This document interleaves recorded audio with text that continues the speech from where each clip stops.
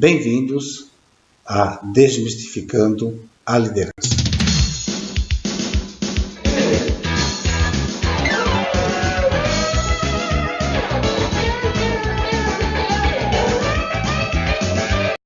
Olá, tudo bem? Aqui quem fala é o PJ, do canal PJ Show. Vamos trazendo mais entrevistas para vocês, aqui para você, nessa segunda temporada. Vamos lá!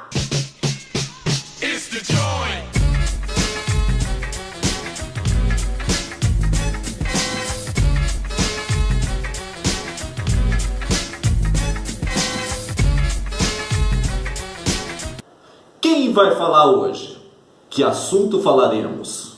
Um assunto de extrema importância para várias áreas, vários profissionais, inclusive para você, técnico de segurança, você engenheiro de segurança, para você que tem subordinados. Vamos trazer para você hoje? Olá pessoal, meu nome é Paulo Ferraroli. Eu e o PJ separamos uma lista de assuntos muito atuais, bastante relevantes, que estaremos tratando com vocês nas próximas semanas. Espero que vocês gostem e espero que atendam às suas expectativas. Hoje começaremos falando sobre desmistificar a liderança. Todos nós, em alguma fase de nossa vida, exercemos uma função de liderança, seja na nossa comunidade, na nossa empresa, na nossa igreja. Em algum momento da vida, todos nós, em alguma situação, nos tornamos líderes. Com o intuito de nos aprimorarmos, a gente sempre busca outras referências, busca conhecimento como se tornar um líder melhor. Normalmente encontramos palestras, vídeos, ou livros de autoajuda são escritos por pessoas que são filósofos, consultores, acadêmicos e que posicionam liderança ou tratam desse tema como algo assim quase que inatingível. Questões como o líder tem que ser um influenciador, ele tem que ser um formador, ele tem que inspirar, o líder tem que ter visão. São tantas as características tão abrangentes que é quase impossível um ser humano normal enxergar-se na função de líder. Desmistificando a liderança, cumpre, ou espera cumprir, pelo menos, com a função de mostrar que é possível, sim, ser um líder lidando com a realidade, desde que nós tenhamos em conta que nós somos seres humanos e que nós não somos seres mitológicos. Edeu Paulo, já nos conhecemos há um tempo, fizemos um curso no Sebrae, o Empretec, e aqui está ele para falar um pouquinho das suas competências e da sua experiência. Eu sou engenheiro mecânico, pós-graduado em administração de empresas, tenho uma carreira de mais de 35 anos de trabalho, ocupando cargos desde aqueles que a gente ocupa quando é estudante, onde a gente trabalha para pagar a faculdade.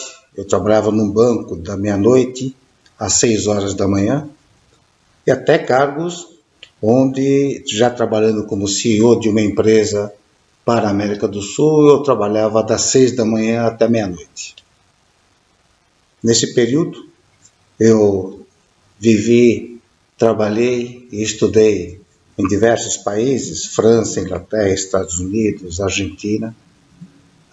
Trabalhei em diversas multinacionais, em empresas familiares brasileiras, trabalhei numa autarquia do poder público, conheci os mais diversos perfis de profissionais e de grupos.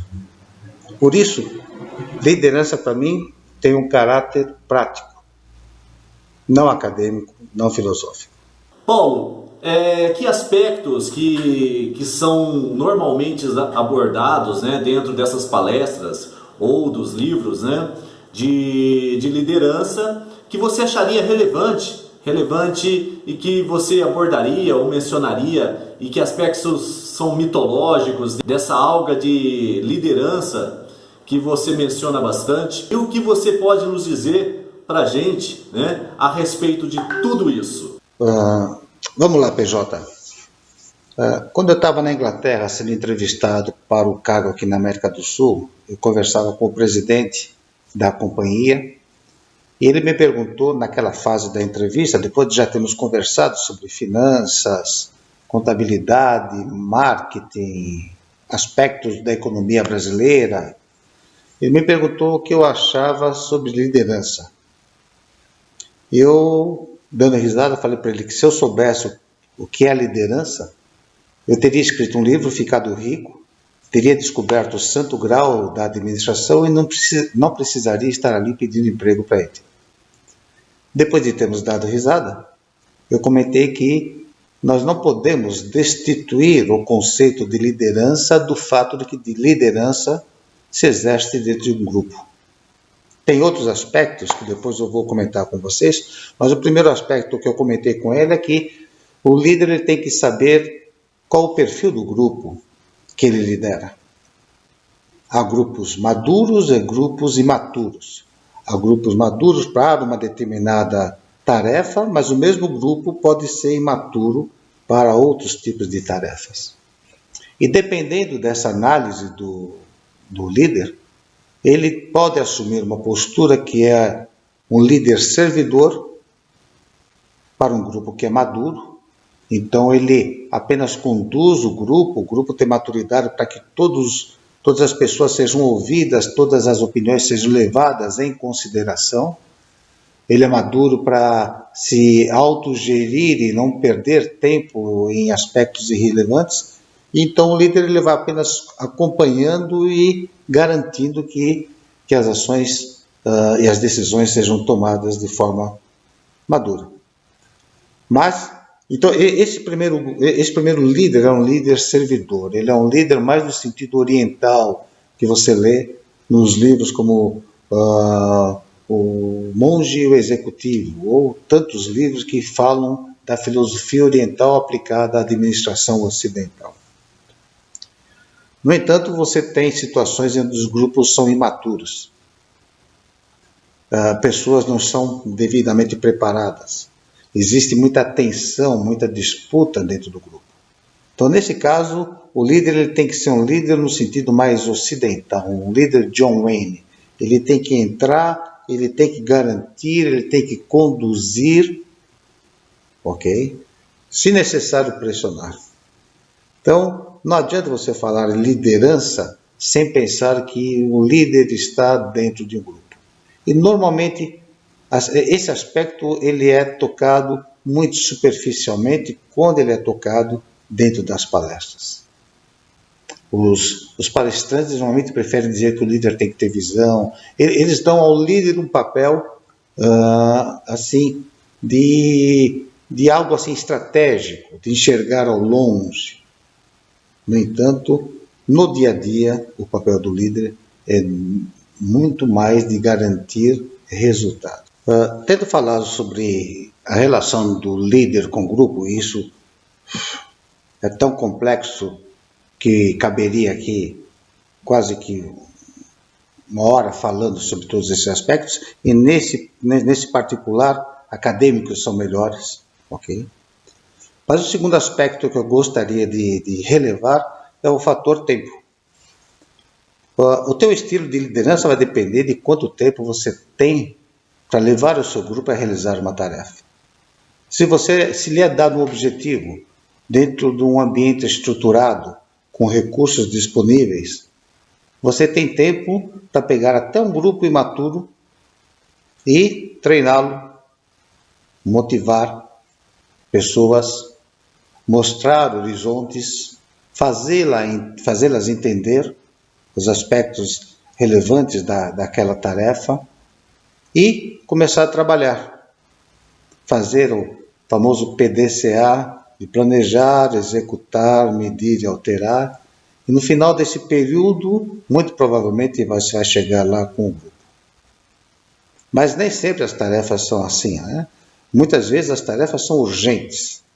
E nesse aspecto você pode ser uma pessoa extremamente educada, muito bem formada, calma, mas se necessário, nessa hora você tem que apertar todos os botões do painel de controle, você tem que pressionar, você tem que falar alto, você tem que contar com a boa vontade das pessoas e, se for o caso, até substituir algumas pessoas, mas você tem que garantir que o trabalho seja feito. Então isso pode realmente chocar muitas pessoas, até que trabalharam comigo. Nem sempre eu precisei assumir uma postura de chegar e tomar as rédeas com essa ênfase, mas em alguns casos foi necessário, sim. E nessa hora a gente tem que falar alto, a gente não pode ser mal educado, você não pode fazer assédio moral, não é questão disso, mas é questão de falar acima de uma série de outros aspectos, uma série de outros argumentos que eventualmente a tua equipe traga a você, e você fala, não podemos prestar atenção nisso, nós temos que ir nessa direção, e temos que trabalhar mais, e temos que garantir que o negócio seja feito. Então o aspecto tempo é relevante, e na posição de liderança você tem que levar isso em consideração, e não tenha medo de ser enfático. Se você é uma pessoa que está sempre junto com a equipe, que entende o grau de maturidade da equipe, trata as pessoas com educação e respeito, mas na hora da crise toma essa atitude, as pessoas saberão entender. E se você é essa pessoa, e depois de sanada a crise, você puder parar e pensar e se levar em consideração que você eventualmente ultrapassou algum outro limite, você vai ter a humildade de voltar para o grupo e pedir desculpas. Mas aí você vai voltar para um grupo vencedor. Então o aspecto tempo é fundamental, sim. Ô Paulo, fale sobre chefia do século XX e os atuais chamados hoje líder, ou muitos acham que possam ser chamados como chefe, tem gente que não gosta de ser chamado de chefe. Essa questão chefe versus líder, o que você diz nesse sentido? Bem, meus amigos, eu mencionei dois aspectos importantes ligados à liderança, que normalmente não são mencionados ou são mencionados muito superficialmente nas palestras. Eu gostaria agora de tratar de um tema que eu vejo sendo muito repetido e que eu não acho de tanta relevância. Uma frase que vocês ouviram várias vezes é que chefia é um conceito que ficou para trás no século XX. As empresas do século XXI estão em busca de líderes. E a partir daí, então, a gente pode escrever livros e fazer todas as palestras que nós já mencionamos e veicular todos os mais interessantes conceitos, mas alguns deles muito absurdos, né? Eu também vejo que se criam imagens de líderes e depois se esquecem esses líderes, né? Mas vamos lá. Primeira coisa, chefe ou líder?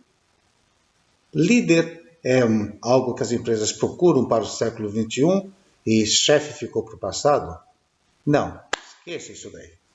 Isso daí é para vender livro. O que as empresas querem é gente que leve um grupo a cumprir objetivos, pura e simplesmente. Se o teu chefe vai estar pouco preocupado se você é um homem de visão, se você é inspirador, ele não vai estar preocupado com isso. Se você pode ser tudo isso daí, você pode pegar a cartilha do grande líder e seguir todos os 38 itens e tirar 10 numa prova respondendo sobre tudo isso, sobre inspiração, visão, mas se no final você não entregar o resultado, meu amigo, não vai ter um final feliz, não vai ser um final feliz. E pior, pessoas da tua equipe também vão sofrer com isso, porque ninguém gosta de participar de uma equipe que não seja vencedora. Então, primeira coisa, esquece, não dê importância para essa questão, eu sou um chefe ou eu sou um líder, ok? Seja educado, cumpra os objetivos, conduza a sua equipe, tenha seu próprio estilo, ok? Esteja no meio do grupo, analise o grupo, tome as decisões, ok? Se te chamam de chefe ou de líder, isso é outro problema. Mas nenhuma empresa quer um líder de acordo com a cartilha que não cumpra com os objetivos. Um segundo aspecto que eu gostaria de desmistificar é que nos apresenta uma série de pessoas como sendo líderes. E eu comento com vocês que as pessoas podem ter um ótimo desempenho ou até serem líderes em alguma situação e em outras nem tanto. Eu vou dar 2 exemplos. Vocês poderiam complementar com tantos outros. Mas muitos de vocês já assistiram, e quem não assistiu, assista a um filme chamado A Lista de Schindler. Schindler, um industrial alemão que durante a Segunda Guerra, ele usa a empresa dele para empregar algumas centenas de judeus, protegê-los e salvá-los dos campos de extermínio lá na Europa. Ele foi um líder, ele negociou, ele barganhou, ele corrompeu, ele gastou parte ou quase a totalidade da fortuna dele comprando líderes, chefes, generais, coronéis alemães, tá? Para colocar judeus e salvá-los de extermínio. É uma obra para a humanidade indescritível, de um valor inestimável. Finda a guerra, Schindler continuou como empresário, agora numa Alemanha pós-guerra, e ele não conseguiu mais sucesso, ele faliu a empresa dele. Então ele era uma pessoa que estava preparada para atuar, liderar aquele processo numa Alemanha, numa situação de guerra, onde produtividade, qualidade, esses aspectos, custos, baixos custos, não eram relevantes. A partir do momento que normalizou-se a situação na Alemanha, pós-guerra, ele continuou empreendendo e numa empresa onde aí sim baixos custos, produtividade, qualidade passaram a ser preponderantes. E é claro que tem uma série de outros aspectos que não vamos comentar aqui. Tá? Uma economia alemã pós-guerra é combalida. Mas o fato é que Schindler foi um ótimo líder numa situação e um fracasso em outra. Mas o nome dele fica como um líder que salvou milhares de judeus. Valor inestimável. Eu vou dar um segundo exemplo muito mais próximo da gente. Luiz Felipe Scolari. Na Copa de 2002, onde o Brasil foi pentacampeão, ele saiu como um grande líder. Técnico da seleção, pentacampeão, líder, ganhou muito dinheiro fazendo palestras. E não estou criticando. Tá? Mas realmente, ele foi um grande líder. Já quando a Copa foi aqui no Brasil, ok? 2014, ele era o mesmo técnico e a seleção foi um fracasso, jogando em casa com a sua torcida. Então, Luiz Felipe Scolari é um fracasso? Não posso dizer, porque ele ganhou a Copa de 2002. Mas ele é um grande líder. Também não posso dizer, porque ele perdeu a de 2014 aqui no Brasil. Então, citei esses 2 exemplos não como crítica, mas só para que a gente tenha em mente que nós somos assolados, né? Nós somos muitas vezes bombardeados com 1000 imagens de líderes, das atitudes de um líder. Isso daí é tudo para vender palestra e livro. A realidade é muito mais difícil e complexa do que essa. Paulo, para a gente finalizar esse nosso bate-papo, que com certeza outros convites terão para você, com outros temas, é claro, né? Ao longo de sua carreira, né? O que você aprendeu, como é que você situaria ou definiria, né? Um bom líder ou um bom chefe?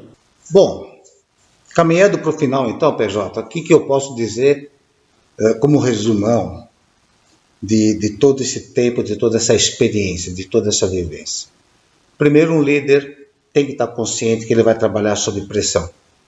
Ele vai estar no meio de uma zona de conflito, onde o seu chefe, e veja, estou falando do chefe, não estou falando do líder, ele vai dar objetivos, ele vai indicar direção, ele vai cobrar resultados, ok? E do outro lado vai estar a equipe dele que ele tem que comandar, tá? Veja, falei comandar, não falei liderar, para atingir aqueles objetivos. E todos os empregos daquelas pessoas vão estar dependendo da habilidade dele de conciliar essas duas realidades. Então, ele tem que entender que ele vai trabalhar sob pressão. Segundo aspecto, que eu já mencionei, ele vai estar trabalhando dentro do grupo. Então, esteja junto com o grupo. Esteja dentro do grupo. Conheça as pessoas, conheça a cultura do grupo, as manias, os melindres, ok? Cuide para que isso daí não interfira na execução do trabalho, no atingimento das metas. Se necessário, use todos os botões, como eu disse, do teu painel de controle. Inclusive, tira a carteirinha de chefe e põe em cima da mesa. Há consultor que fala assim para você: ah, mas se você precisou usar força, é porque você foi um mau líder. Negativo. Quem fala isso é porque nunca teve na situação de conduzir uma equipe em situações complexas. E é por isso que as empresas têm uma hierarquia, onde realmente o poder ele é delegado dentro de limites e situações, mas ele é delegado por causa que conduzir seres humanos não é fácil. Então tem hora que você tem que usar a tua hierarquia assim e fazê-la ser eficaz. Então não tenha medo de puxar a carteirinha e colocar em cima da mesa. Outro aspecto, seja sempre muito educado e idôneo. É muito importante o líder ser idôneo. É muito importante o líder dar o exemplo. Porque senão depois ele não tem moral para cobrar. Seja educado, seja idôneo, firme quando necessário. Ser firme não significa ser deseducado, ok? Mas mostre firmeza no momento certo, compreensão, ok? Carinho, respeito no momento certo. Eu diria que isso daí é em todos os momentos. Não existe um líder que possa ser chamado como líder ou um bom chefe que desrespeite os seus subordinados, os seus superiores. Idoneidade e educação em qualquer situação. E por último, nenhum líder é para sempre. Ok? Há de chegar um momento em que decisões difíceis devam ser tomadas e que eventualmente algumas dessas decisões firam a sua ética, firam alguns dos seus valores, sejam eles quais forem. E não estou falando que a empresa está sendo desonesta, nem estou falando que a empresa está sendo ilegal. Não, é que a lógica do capital exige algumas atitudes que eventualmente firam a tua lógica pessoal. E aí você vai ter que avaliar quais são os teus limites da ética, quais são os teus valores e, em último momento, saia. Porque a empresa vai poder tomar as decisões que ela tem que tomar, e eu não disse que ela está errada, mas você vai ter preservado os teus valores e tua ética. E você acha isso daí besteira? Não. Nós temos um exemplo da semana passada. Pedro Parente pediu demissão da Petrobras. Ele é uma figura de sucesso. Se quiser usar esse jargão, ele é um líder renomado e reconhecido mundialmente. Ele, quando assumiu o cargo da Petrobras, ele acertou com o Michel Temer que a Petrobras poderia fazer a política de preços livres que ela bem quisesse. Só que, em função de toda essa conjuntura gerada na greve dos caminhoneiros, por uma série de motivos, o governo teve que controlar preços, ou pelo menos restringi-los. Isso daí Pedro Parente não aceitou. É ilegal? Não. É necessário? Talvez, não vou discutir nessa palestra, ok? Mas feria uma ética, um valor pessoal do Pedro Parente que ele resolveu preservar, ok? É um patrimônio próprio dele que ele resolveu preservar e ele não colocou então em cima da mesa a ser negociado. Então, em qualquer posição de liderança, de chefia, esteja pronto, porque decisões difíceis muitas vezes devem ser tomadas, porém, se alguma delas ferir profundamente os seus limites, os seus valores, esteja pronto para negar-se a tomar aquela decisão e abrir mão daquele seu cargo. Ok? Um novo emprego sempre vai ter disponível. Você perder tua autoimagem ou a sua imagem perante amigos e familiares, isso pode ser algo irrecuperável. Então esteja pronto para tomar decisões difíceis no limite do razoável. Amigos, agradeço a atenção de vocês. Espero de alguma forma ter contribuído para desmistificar toda essa aura ao redor de liderança, porque eu vejo que cada uma das pessoas no dia a dia assume esse papel, sendo seres humanos, errando, acertando, tendo humildade para pedir desculpas quando for o caso, e sempre recomeçar no dia seguinte. É nesse valor que eu coloco minha fé na humanidade. No dia a dia, mais de 7 bilhões de pessoas acordam de manhã com um único intuito: fazer um bom dia, trabalhar, trazer um bom provento para sua família e no final da noite se congraçar com os filhos, esposas, familiares e no dia seguinte repetir esse ciclo. É esse ciclo de boa vontade que conduz a humanidade à frente. Uma minoria acaba conturbando toda essa história. Mas no dia a dia, sol a sol, durante milhares de anos, a nossa humanidade vem progredindo graças ao esforço humano e não mitológico de pessoas como nós, pessoas como você. Obrigado pela atenção. Até a próxima. Queria agradecer a todos vocês que estiveram conosco nesta entrevista, juntamente Paulo Júnior e o meu amigo Paulo, trazendo para você sobre liderança, um assunto que com certeza dá para trabalhar mais, né? Dá para se identificar, dá para melhorar com certeza, e com certeza ficou bem esclarecido por parte na visão do Paulo. Um grande abraço a todos vocês, nos encontramos na próxima sexta-feira com mais entrevistas aqui no PJ Show. Valeu, grande abraço, até a próxima!